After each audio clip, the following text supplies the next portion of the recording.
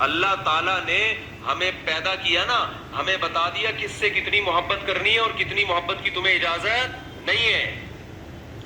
یہ اللہ نے بتا دیا ہے.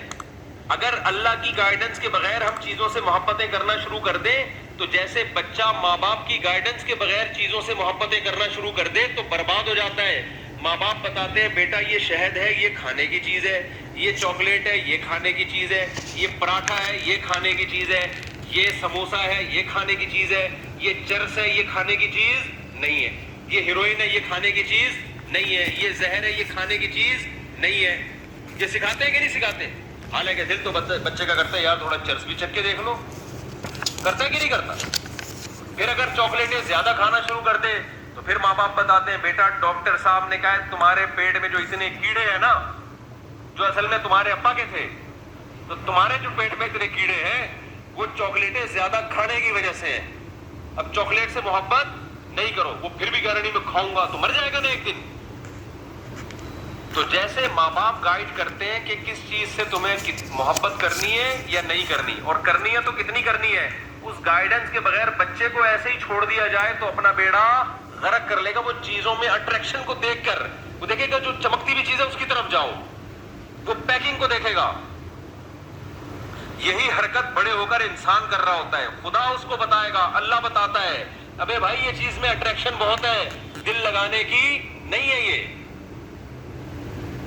یہ اٹریکٹیو ہے دیکھنے میں, دل لگانے کی نہیں ہے, یہ ٹائم پاس کرنے کی چیز ہے, دل لگانے کی نہیں ہے.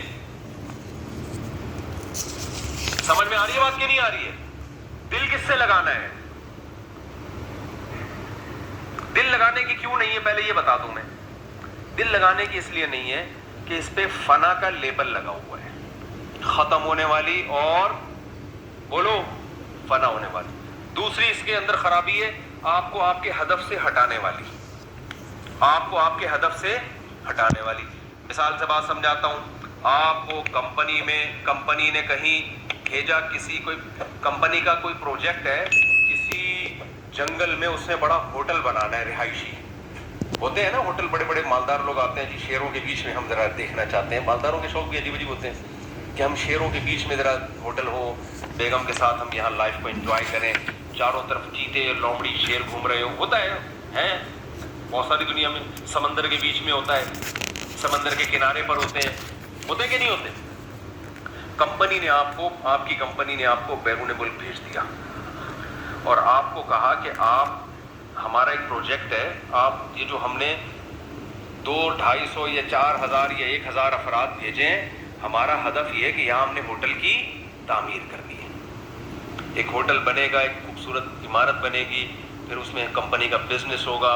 تو آپ کو پروجیکٹ دیا, آپ کے پیسے بھی متعین کر دیے کہ بھئی یہ پروجیکٹ میں کچھ پیسے ایڈوانس لے لو, اور جب یہ کمپلیٹ ہو جائے گا تو آپ کو 1-1 کروڑ روپے بولو نا پکڑا دیے جائیں. سمجھ میں آ رہی ہے بات یہ نہیں آ رہی؟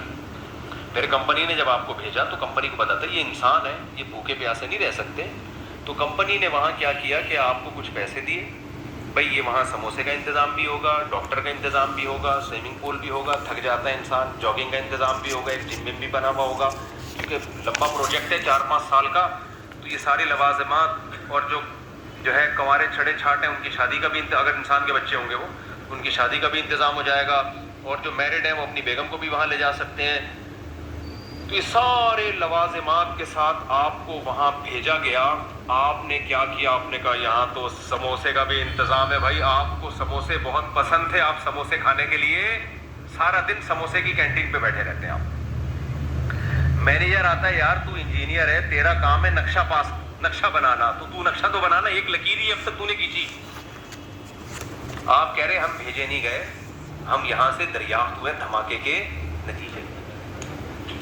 1 کروڑوں سال میں میں وجود میں آیا ہوں, تو مجھے چونکہ لائف کو انجوائے کرنا ہے, تو میں یہاں بیٹھ کے کیا کھاؤں گا, سموسے کھاؤں گا. پھر جناب گول گپے والا گزرا, پھر گول گپے پہ دل آ گیا آپ کا. پھر آپ نے سوچا یار پراپرٹی خریدنی چاہیے, یہاں پہ بڑی اچھی جگہ ہے, ہوٹل بھی بن رہا ہے اڑوس پڑوس میں, تو پراپرٹی کے لیے پیسہ چاہیے. تو آپ نے کیا کیا, اس کنٹری میں ٹیکسی چلانا شروع کر دی پیسے کمانے کے لیے, تاکہ میں کیا خریدوں یہاں پہ, بولو نا, پراپرٹی خریدوں. یہ سارے کام آپ کر رہے ہو